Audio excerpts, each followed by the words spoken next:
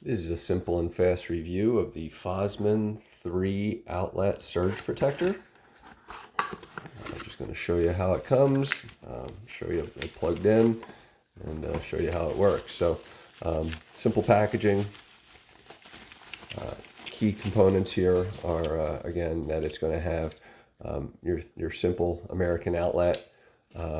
And then it's going to give you a couple different things. So first of all, you're going to see the grounded and protected, and then it's going to have three little inputs for your outlets. And of course, it's a 2-pack. So really simple. Size-wise, they do come with little covers that pop off. As you can see, size-wise, it's pretty compact. So let's plug it in.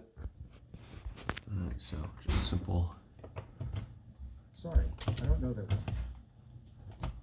Plug in, and as you can see, the lights grounded and protected, and just allows you to plug in multiple things. Now, what you'll notice is, depending on what your plug outlet looks like, it might only be room for 2 things.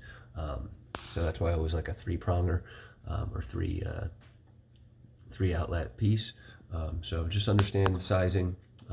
So if you have some big plugs, it may make it a little bit difficult. So I hope this review helps.